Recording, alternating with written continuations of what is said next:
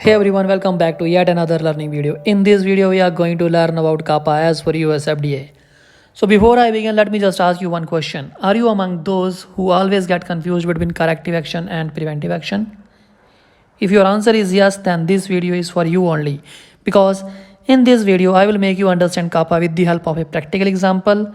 And in the end of the video, I will tell you a shortcut trick to remember the most confusing terms related to kappa, which are reoccurrence and the occurrence. So let us dive into the video without any further delay.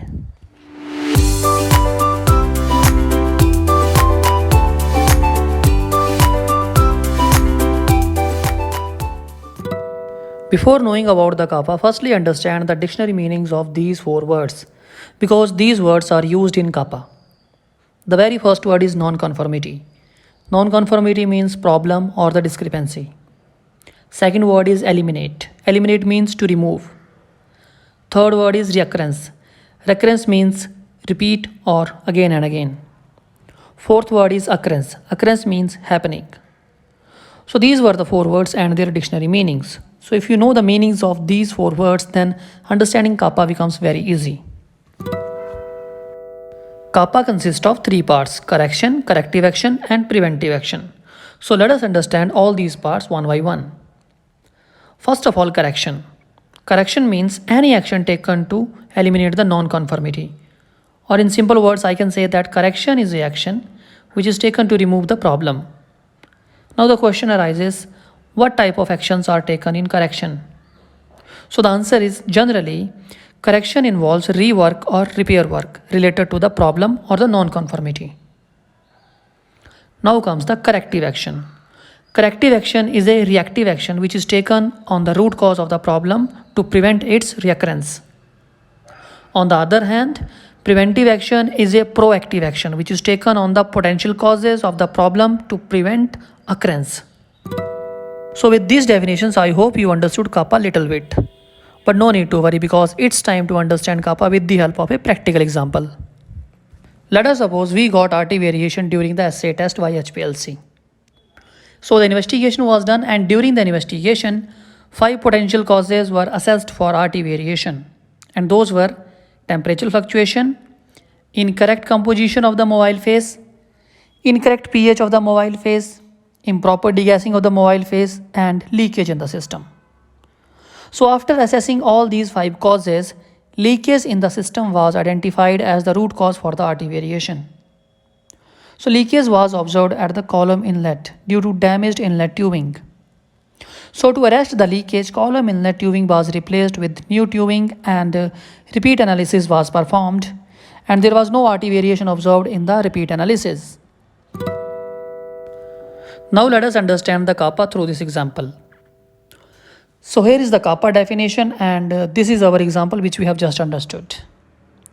Well, if you remember, I have told you that correction involves the repair work or the rework. So in this example, repeat analysis with the new column inlet tubing will be considered as a correction. So now let us see what will be the corrective action in this example. So as I said earlier, corrective action is a reactive action which is taken on the root cause of the problem to prevent its reoccurrence. So in this example, damaged column inlet tubing was identified as the root cause for the RT variation. And after identifying root cause, we have replaced damaged column inlet tubing with the new column inlet tubing. So here, replacement of the damaged column inlet tubing with the new inlet column tubing will be considered as a corrective action. Now the question arises, what will be the preventive action for this problem? So guys, as I said, preventive action is a proactive action which is taken on the potential causes of the problem to prevent its occurrence. So in this RT variation problem, there are around 5 potential causes which we have identified during the investigation. So now as a preventive action, we will put certain controls on these potential causes so that in future RT variation due to these potential causes can be prevented from occurrence.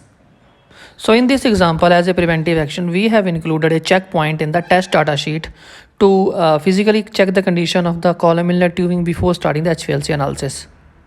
So similar way, we can keep the controls for the other potential causes to prevent their occurrence. For example, temperature fluctuation during the analysis can be prevented if we will use the thermostat for the column. Or if in case your HPLC is already having a thermostat, then a thermostat should be checked regularly to ensure that it is functioning properly. So by doing all this, we can prevent the temperature fluctuation in the future, and which will in turn prevent the RT variation. So likewise, you can find out the various controls for the other potential causes as well. So now I hope you understood kappa completely. So before winding today's video, let us quickly recall the today's learnings. Corrective action. Corrective action is taken on the root cause of the non-conformity. On the other hand, preventive action is taken on the potential causes of the non-conformity.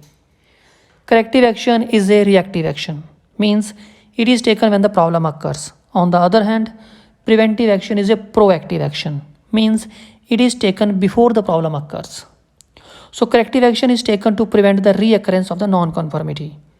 It means after taking the corrective action, the same non-conformity is not repeated. On the other hand, preventive action is taken to prevent the occurrence of the non-conformity. It means after taking the preventive action, non-conformity do not happen in the future. So this was a quick recap of the kappa. So now comes the last part of the video, and in this part we will learn a shortcut trick to remember kappa. As I said in the beginning of the video that the most of the people get confused between reoccurrence and the occurrence part of the kappa. So if you have the same problem to remember whether corrective action is a reoccurrence or it is a occurrence, then keep in mind this word CARPAO, CARPAO. Here CAR means corrective action reoccurrence and PAO means preventive action occurrence. So keep in mind CARPAO and you will never get confused between the whether the corrective action prevents occurrence or reoccurrence. So I hope you found this shortcut useful, and with that note I would like to wind up the video. Bye bye and happy learning.